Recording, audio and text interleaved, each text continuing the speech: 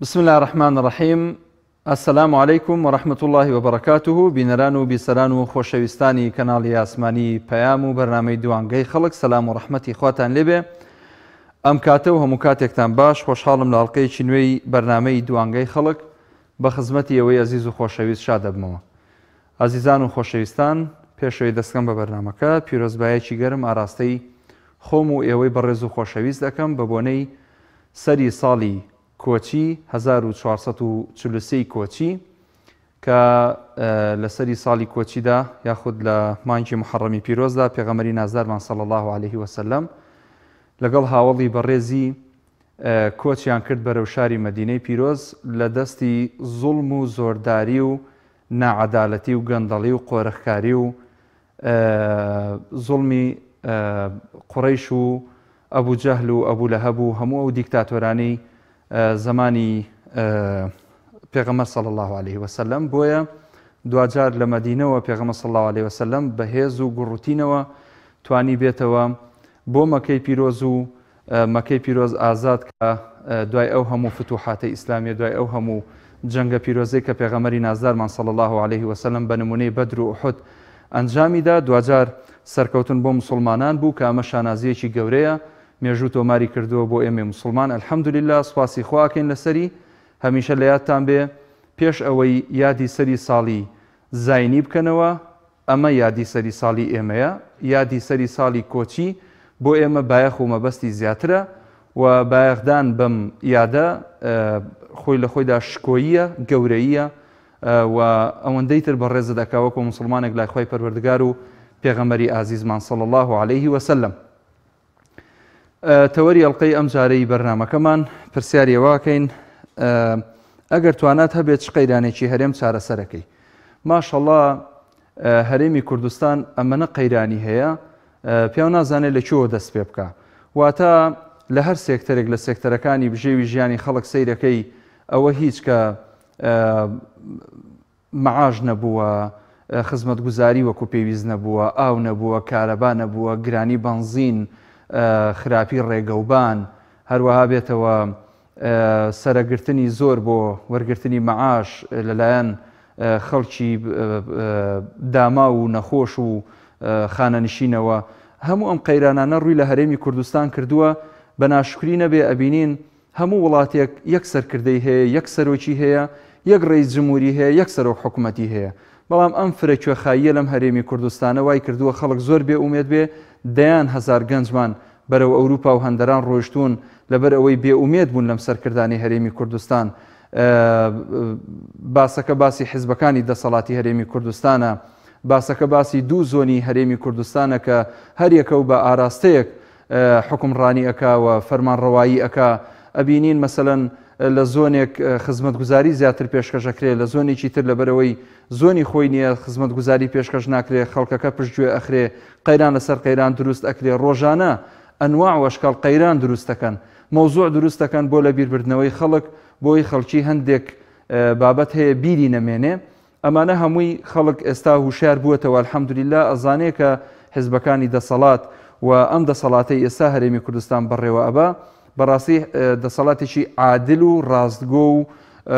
بۆ خواسڵحاو نییە.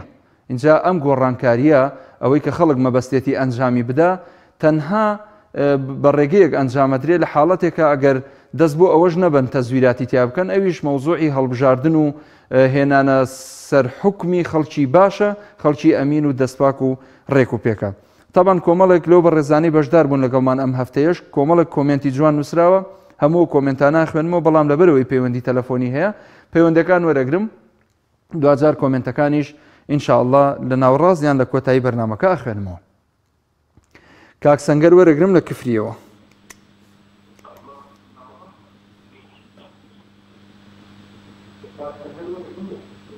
السلام عليكم. عليك السلام ورحمة الله. كاك سنجر جان سلامت بأخوة دەستخۆشی بەرنامەکە و تەوەرە جوانەکە لێکەم. سپاس دەکەم عەزیزەکەم، مەمنونم. وەکو ئەوەی کە ئەگەر توانات هەبێت چ قەیرانێک لە هەرێما ماشەڵڵا خۆتوتت قەیرانمان زۆرە و قەیرانان دوای قەیران زیاد دەکات. بەڵام وەکو خۆم ئەگەر ببمە یەکێک لە بەرپرسەکانی حکوومەتی هەرێم ئەوەڵ کارموەتانێ پەرلەمان لابم باش لەبەرەوەی پەرلەمانتار ئێستاگەش ئێمە بە حکمی ئەوەی کە هەر بڕیارێک دەدێت لە دادگاوە ئەڵێ بە سزادانی عێراقی باشە خۆمان ئەم حەمکە پەرلەمانتارمانە هەیە ئایا هیچ یعنی تاوەکو ئێستاگە نەیانتوانێت هیچ قەرارێک دەرکەن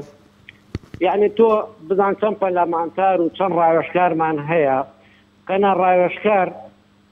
یان پەرلەمانتار ئەو هەموو پەرلەمانە ئیشیان چێ لە پەرلەمانە بە دەسەڵات بە ئەوەی کە من دەسەڵاتم بێت پەرلەمان هەلابم پەرلەمان بۆ بەخەڵ چێتێ یعنی یەکێک لە ئەسبابی پەرلەمانەوە کاک سەنگەر یەکێک لە ئەسبابی قەیرانەکان لە هەرێمی کوردستان پەرلەمانە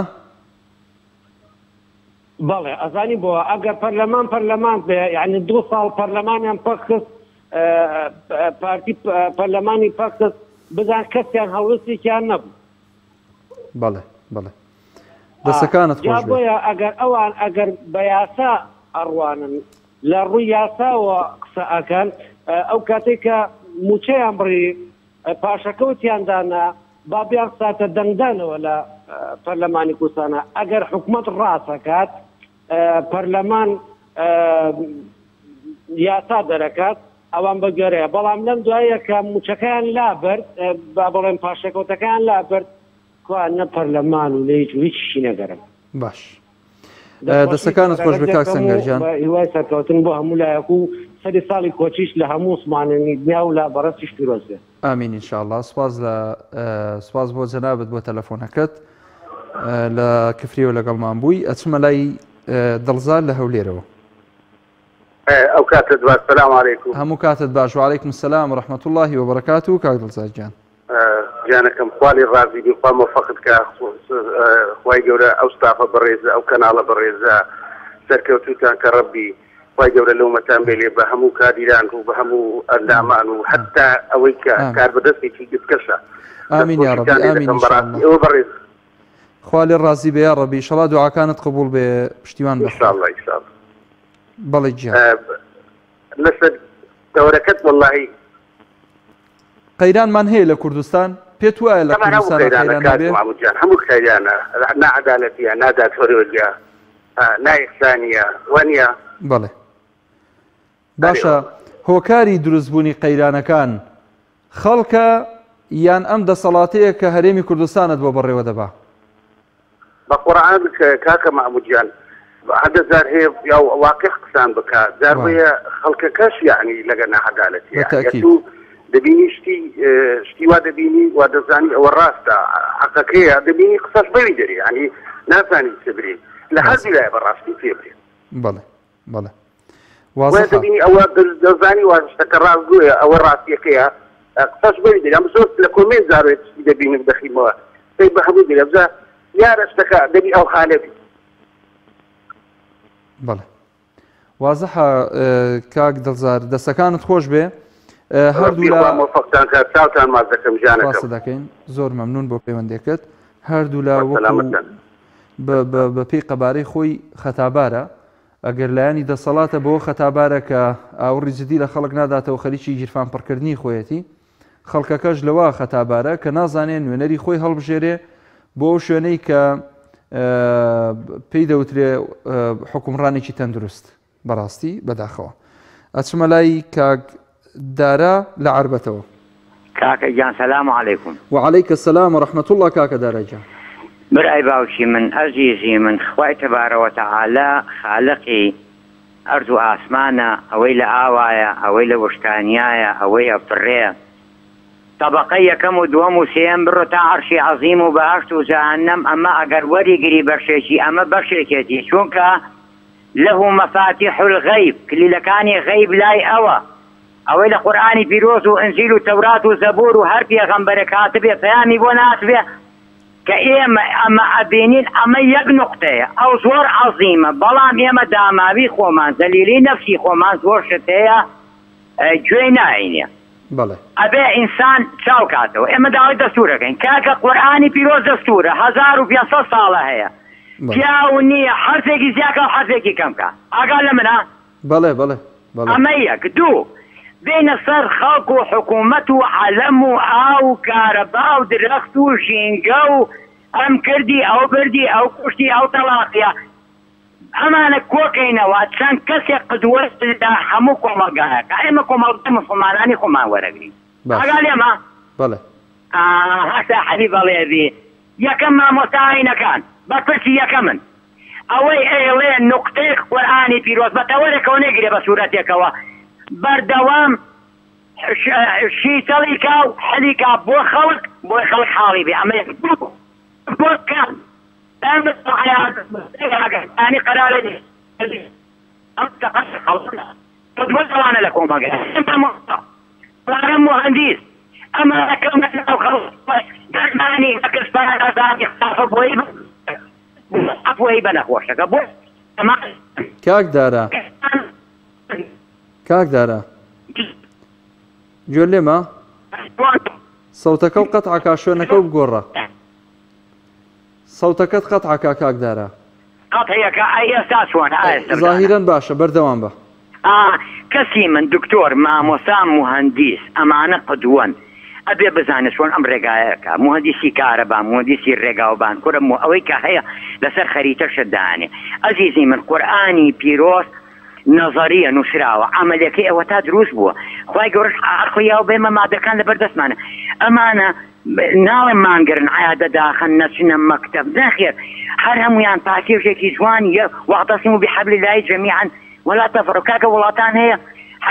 إما بيان الله كافر شانا ليما خوشترا إما نكافرين مسلماني نتوراة ننزل لنا قرآن اشتيك قرر لا وشيت وش بعم بردوام نبي أو خالق يكبر لسرق سمعنا قلقا أفرمي بارانك تان ليقليمو أنت عايش عمدنا خيري أوي ورده شاقة ذي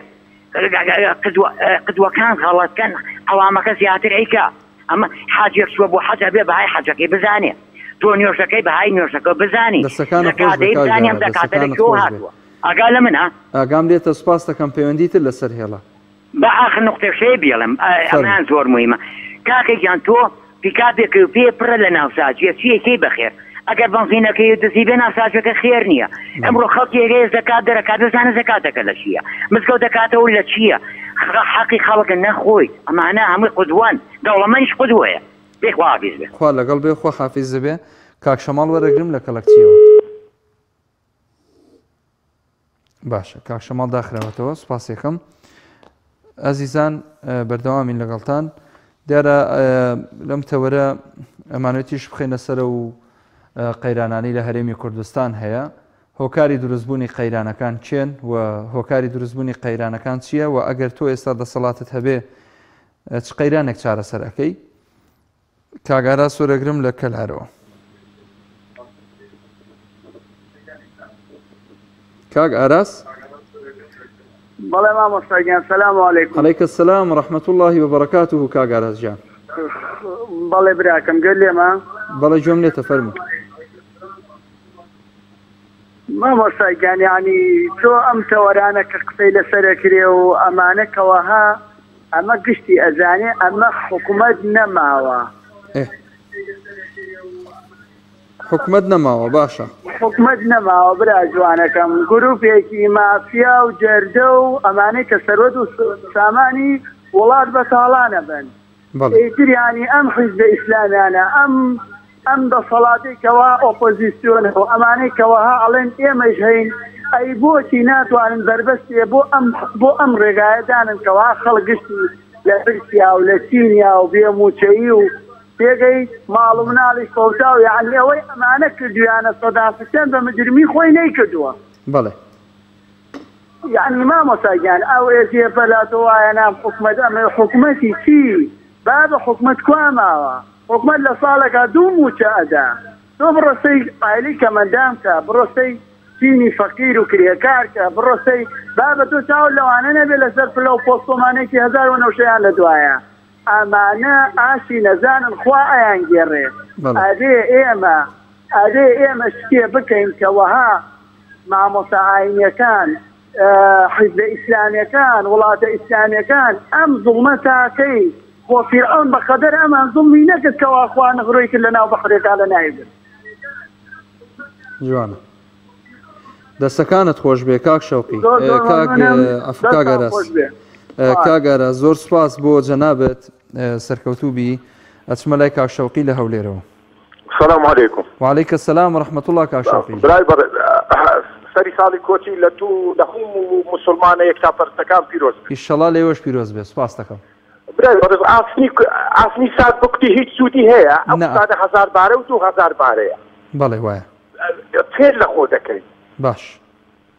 يا بتير لخودك عثمان لي كاتي خو روشلات ناوراسي آسي أوفي كايزان تكام تسليم قاول وجودك كده. أنتو زعنت النبي تكنلوس النبي بكي ولا القرآن والسنة فيها.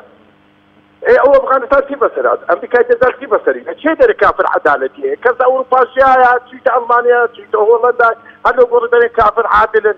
أو استمكارني أوان ذاك شيء بس تونسينا. خلك كنا قراوا، أتو بقري قرآن والسنة تكنلوس النبي السودانية. عمر يكون خطاب رضا ورحمة الله عليه بس يصدق حافظ القرآن أهل عقيدة قال ولا يجي بياني. أو أي مجلسي بس شمشيرك أتوك شمشير النبي جبار عقيدة بي بقريوا إيه دولاتي كردستان سنت شوجو خان من هي سزانكو هي براول ديكا حصل حتى شوجو خان يكون بريتي تعالى هي سزانكو هي بله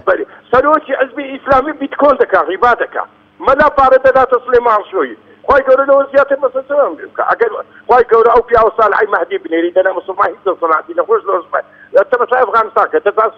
قسم بخوينا أن يخلق أوريب أمريكا تدبر شيء بصري شيء ده كافر عدالتي هي كسنا واجيا كسويتنا وا أما كويلي واني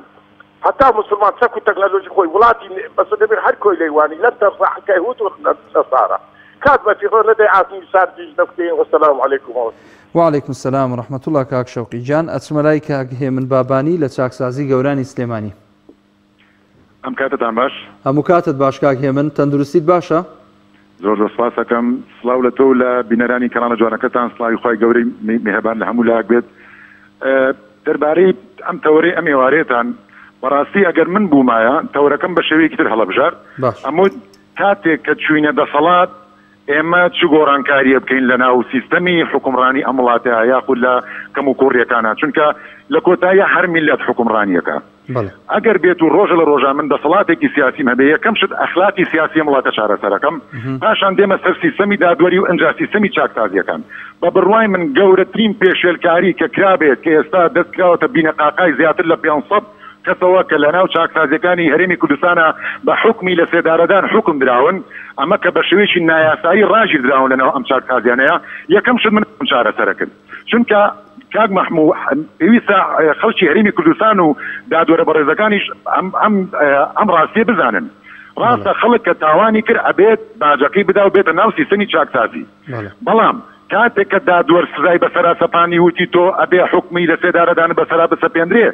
ئەمە لە زمانی حکومەتی باسی گۆڕبەگۆڕا لە دوای 3 مانگ جێبەجێکە بەڵام ئێمە یاسایەکمان بۆ دەرچووە کە ئەڵێ و کەسانێک کە حکمی لە سێداریان بەسەرا سەپێندرێ ئەگەر لە مودەتەکەی خۆیان تێپەڕی و ئەم کەسە لە سێدارە نەدرا تۆ پێویستە مەفروزە حکمی لە سێدارەکەی بۆ بگۆڕی بۆ ماوەیەکی دیاریکراو بۆی ئەم کەسە داهاتووی لێ دیار بێ بزانێت چ ڕۆژێک ئەم کەسە لە سجن ئازاد دەکرێت ئەگەر نا تۆ زیاتر لە 500 کەست بە نایاسایی لە ناو چاکسازیەکانی هەرێمی کوردستانە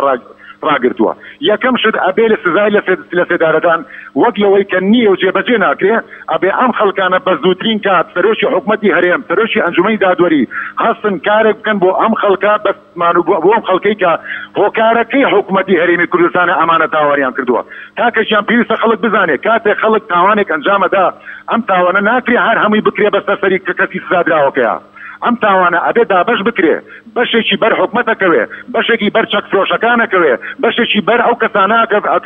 کەساناکەوێ کە مادەی مخەدەر و مەشروبی قاچاقێنە ناو وڵاتەکەوە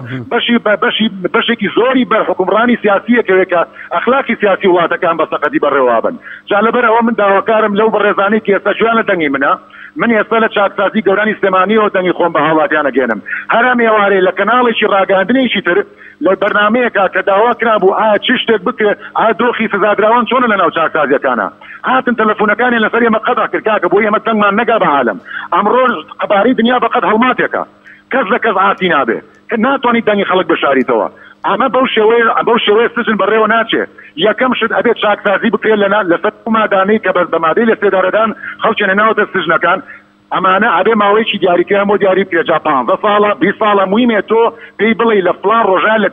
لە سجن بەر ئەبی ئەگەرنا بۆچیە ناوتە سیستەمی چاکسازیەوە بۆ لێرە داناوە ئەگەر وابێ کەواتە ئەم خەڵکانە مافیان پێشێل کراوە ئەم خەڵکانەی کە بە حکمی سلسێدارە لێرە دانراون مافەکانیان پێشێل کراوە ئەمە مافی مرۆڤ ئەبێ بێتە دەنگ لەسەر ئەم بابەتە ئەمە بەلایەکی تریش تۆ کۆمەڵی خەڵکێکی زۆرت هەیە بە مادەی تیرۆر دادناون لە چاکسازەکانی هەرێمی کوردستانە باشە ئەگەر ئەم خەڵکانە تێرۆریستن ئەی بۆ ڕۆژە لە ڕۆژان لەم شوێنە کەس پەلاماری منیناوە ئەی باشە خۆ خەڵکێکی پیاە کە هەر ئەسڵەن هیچ ئاینێکیشی نییە لەم سجنەیە ئەی بۆ پەلاماری کەسێک نان لەبەرەوەی کە تۆ کەسێکی بێ ئاینی نەخەرکە خەڵکێکی زۆر بەڕێز و محتەرەمن پێویستە ئەوانیش وەکو هەموو سزا دراوانی تر لە کاتی بەربوونی بە مەرجە ئەوانیشی ساشورتیان بۆ بکرێ نەک جیاوازی بکرێ لە نێوان مادەیەک بۆ مادەیەکی تر ئەمە لە ناو سیستەمی چاکسازیەکانە بە شێوەیەکی بەربڵاو ئەم مافە پێشێتەوە من دەنگ نادەم بۆی کە بڵێم خەڵک من پاڵپشتی هیچ کاتێک پاڵپشتی ئەوم نەکردو کە خەڵک هەم بدەم بۆی کە بچێت تاوان کە من خۆم تاوانێکم ئەنجام داوە و باجەکەشی هەدەم لە کاتێکا کە سەدان مافم پێشێتکراوە لەوەتا لە سجنام تەنها شتێکی کە ئێمە ئەتوانین بکەین دەنجی خۆمان بگەینین بە خەڵکی بەشەرەتی کوردستان کە پشتگیریمان بکەن بڕۆن بە هەنامانەوە چوە ئێمە نامانێ خۆمان ناچار بین وەکو سژنەکەی هەولێر هەستی خۆمان بە عەمەلی بەکردەوە بە پراکتیکی کارێک بکەین کە ئەم سنوورەشی پێوە عیبار بێ ئێمە ئەمانەوێت ئەوانەی کە دەسەڵاتدارن ئەوانەی کە توانانەیە ئەوانەی کە قسەیان وەرەژیزێت بێن قسە لەگەڵ خەڵکیی وەکو ئێمە بکەن لەناو چاکسازەکانە لێمان بپرسن بڵێن کاکە ئێوە گرفتە سەرچەکانتان چییە کاک محمود من مانگی پێشوو 8 ڕۆژ تاخیر خواردن 8 ڕۆژ خواردنیان نەیە نابوو خۆ عیب بە پیاوەتە شاشەکان و باسی خواردن کە بەڵام من حقیقەتێکە ڕووی داوە کاکەشیان لە ماوەی 5 ساڵ ڕابردووە زیاتر لە 20 کە ڕەسی کەڕەت ئێمە جاریاوە بە 10 ڕۆژ و 15 ڕۆژ خواردن پێ نەگەیشتووە ئەبووە لە ژیرفانی خۆمان خواردن بکڕین باشە حکومە تۆ لەلایەکەوە موچەی فەرمانبەرانە بڕیاڵی لە ساعت 22 موچەی فەرمانبەران بۆتان پاشەکەوتەکەم وەکو قەرزێک گواچکە دۆخی داراییمان باش نییە لەلایەکی ترەوە تۆ 5000 سجن ڕاگرتووە نازانی چاکسازیان بکەی بەس ئەزانی تووڕێیان بکەی بەس ئەزانی مافەکانیان پێشێلکەی بەس ئەزانی باشە کاک محمود پرسیارێکی دەکەم ئایا خەڵکی بە شەرەفی کوردستان نازانێت بنەماکانی چاکسازی چییە یەکێک لە بنەماکانی چاکسازی ئەوەیە هەموو ڕەوشتە ناشرینەکان لە خۆتان نەیەڵیت کاکە لەوەتای من لە هاتوومەتە سجنەوە من جاران یەک ڕەوشتی ناشرینم هەبوو مەشروب مەخواردەوە بە مەشروب خواردنەوە تووشی کارەسات بووم ئەزیزترین کەسی خۆمم بەدەستی خۆم ئەمری خوای کرد باجەکەیم داوە فەرموو لە سجنام بەڵام لەوەتای هاتوومەتە سجنەوە فێری دەیان ڕەوشتی ناشرین بووم سیستەمەکەوان لێکە ڕەوشت ناشرین بێ سیستەمەکەوان لێکە ڕقل لە خاک و نیشتیمان و ئاواکەشێ بێ کاکە ئەمە خەتەرە ئەمە مەترسی هەیە بۆ داهاتوو ئەم خەڵکە بەرەبن ئەچنەوە سەر جادا ئێمە لە ئێستا لە داعشە ترسین لە داهاتووە خەڵکی زۆر لە مەترسیداتر لە داعش دروستە بێ ڕجاکەم داواکەم لەو کەسانەی کە گوێ ئەگرن لە دەنگەکانمان حسمە سەر پێ پەیچێک دروستکەن دەنگمان بگەێنن بە نەتەوە یەکگرتوەکان دەنگمان بگەێنن بە ئەنجومەنی ئەوروپی دەنگمان بگەێنین بە ئەو کەسانەی کە شتۆی مرۆڤیان لەلا گرنگە هەستن وەرن بەدەم ئەم خەڵکردە ئەم خەڵکە بەشخوراوە خەڵکێکە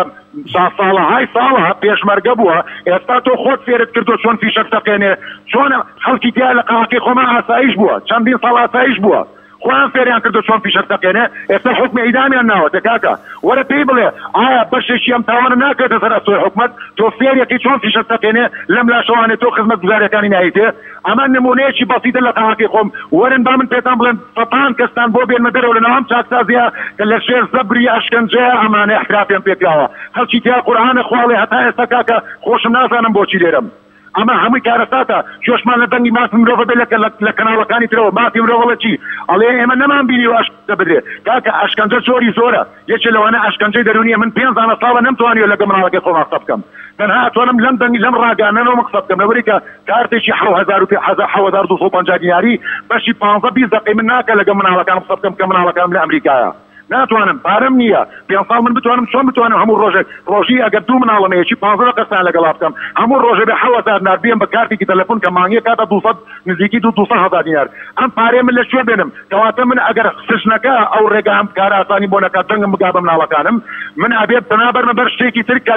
لەوەی لە ڕابردوو خراپترە من ڕابردووە تاوانێکم کردو مەشروم خواردووە سەرخۆش بووم ئاگام لە خۆم نەبووە ئێستا من بە ئاگاشم لە خۆمە بیر لەوەکەمەوە کە تاوانی خراپتر ئەنجام بم لەبەرێ کە جەنگی دەرونیم لەگەڵاکەن ئەمە ئەشکەنجەی دەرونیە کاکەشیان خۆ ئەشکەنجە هەرەوەنی خەڵک بە شەق و زل لەبەی ئەمە بەلایەک زیاتر لە 200 لە زەم سژنیاوەرە خۆتان سرا لەگەڵا بکەن بە مەرجێک لیشنەیەکی سەربەخۆ بێت بەبێ ئەوەی کە سەرجانیان لەگەڵا بگەڕێ لیشنەیەک بێتە ناو سژنەوە قسە لەگەڵ سژنانەیەکە بدانە بەدانە لیان بپرسن بزانە چەندین کەس لەم سژنەیە بە زەبری شەق و لێدان و ئەشکەنجەی احترافیان پێکراوە باشە کاتێک کە تۆ کە دادوەر پێ دەڵێت تۆ بڕۆ 20 ساڵ بۆ سجن دابنیشە ئەبێت تۆ لە ماوەی ئەو 20 ساڵەیە تۆ چاکسازی بکەی بەڵێ فەرموو چاکسازی تۆ چی دەوێت لە سزابراوێت کاک محموود بەس خودی خۆم 12 کتێبم نووسیوە لەوتە لە چاکسازیان پێم بڵێ بزانم کام سەرجانەی کە لەم سژنەیە توانیوێتی کە من 7000 لە پەڕەم نووسیوە لەم 7000 لە پەڕەی من بزانم کام سەرجانێتیە ئایا مدیرەکە ڕۆژە بە ڕۆژان دانیشتووە یەکێ لە کتێبەکانی من بخوێنێتەوە بزانە ئایا ئەم کەسە من بە ئینگلیزی ڕۆمانەکانم بە ماخیرانە یعنی بێن بزانن ئێمە چی ئەنووسین کێشەکانمان چییە پێستەکانمان چییە هەر منم بەم شێوە قسە دەکەم بەڵام وەرە کاک محموود سەربەخۆ بنێرە ناو سژنەکەەوە منێرن کە بە ئارەزوی خۆیان سژنەکە بینێرن بۆ قاعەت لەگە کەسێکە قسە بکات کە پیاوی دایرەکەیە ئەمە یاسایەکی ترەمە یاسایەکی ترە کە پێشێلیەکەن ناکرێت سژنەکان بەکار بهێنن وەکو جاسووسێک بەسەر سژنێکی ترەوە ئەمە خەتەریاتی هەیە ئەمە مەترسی هەیە ئەمە دوژمناتی لێ دروستە بێت لە داهاتوە خەڵک ڕق لە خەڵکەڵەگرێ ئێستا خەڵکی دیان لەناو ئەو سژنەیە لەبەرەوەی کە من تەلەفۆنەکەم بۆ ڕاگەیاندەکان ڕقی لە منە لەبەرەوەی کە خۆی چاوی دایرەکەیە بەسەر سەری منەوە کاکە ئەمە ناکرێت برای عزیزم پێشکە لەمە من داوای لێبوورنەکەم کە هەموو جارە تەلەفۆنەکەم ئاوازیات لەبێت زۆر خۆشحاڵ بووین خۆتە بە خۆتگەی خوا بە زووترین کار من بمتوانی بەش بە حاڵی خۆم قاچم گەیشتاتە ئەو دریاکەوە چوار گەنجی تریشم لەگەڵ خۆمان برداتە سەر شارەکان بمبرداتە بەردەمی پەرلەمان بمبرداتە بەردەمی ئەنجومەنی ئەوروپی بمبرداتە بەردەمی مافی مرۆڤ بموتە ئەمانە مافیان پێشکەوە تۆ حکمی لە سێدارە داوەتێ کابرا 25 ساڵە دادناوە لە سژنا لێرە حاکم نەیوتۆ 25 ساڵ لە سژنا دای بنێ ئەنجا دوای ئەوە لە سێدارەی بە وتوێتی حکمی لە سێدارە بەڵام حکمی لە سێدارە لە وڵاتە جێبەجێ ناکرێ یاساک دەرچوو لە پەرلەمانەوە کە نابێ یاسای لە سێدارە لە سێداردان جێبەجێ بکرێ ما جێبەجێ ناکرێ فەرمووەرە حکومەکانیان بۆ گۆڕە بیکە بە حکمیشی تریان بەرێ ماوەیەشان بۆ دیاریکە کە ئەم کەسە داهاتووی لێ دیار بێ بتوانێت چاکسازی لە خۆیان بکە ئەگەر ناکابرا بە حکمی ئیدام و دانیشتووە چاکسازی لە خۆیان چی چاکسازی لە خۆیان بکە کاکە محموودجان من ئەو پرسیارە لە خەڵکی بەشەڕەفی کوردستانەکەم ئەگەر من حکومەکەم حکمی ئیدام بێ من ئەو سرم لێ دیار نەبێ نەزانم کەی لە سژن بەرابم من چۆن بتوانم چاکسازی لە خۆم بکەم من زیاتر لە نزیکەی 150 کەس لەو حکمە ئیدامانە لەم سژنەیە ڕۆژانە من تەعاملیان لەگەڵ ئاکەم ئەو داهاتووی لێ دیار نیە دوان لەوانە لە قاعەکەی خۆمە کە بە سەتانی تریش فەرموو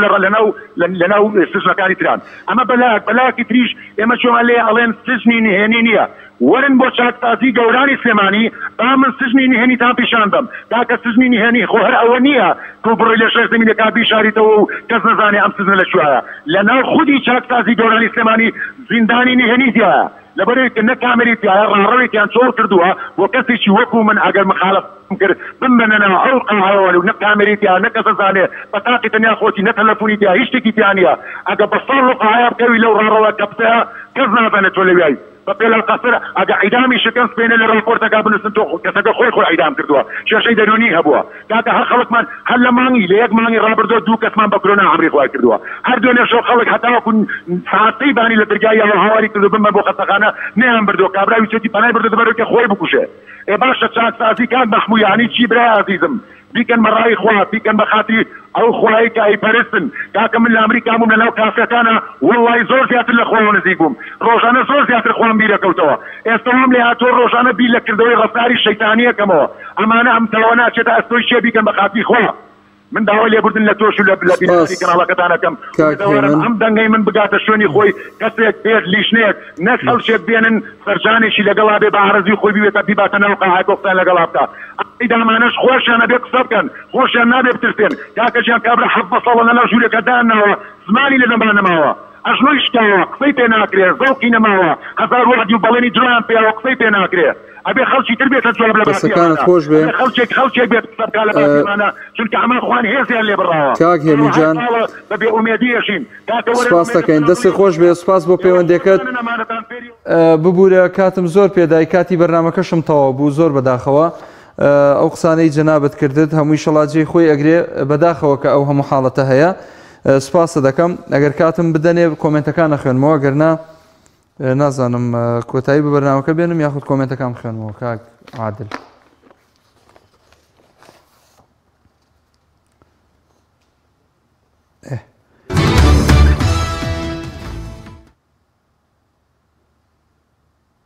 سپاس کە بینەر و بیسەرمان من خۆشەویستان دوانگەی خەڵکتان پێشەش کرا تاڵقەیەکی تریان بەرنامە بەخواتان ئەسپێرم. ئەسەلامو عەلەیکوم وەڕەحمەتوڵڵاهی وبەرەکاتوه.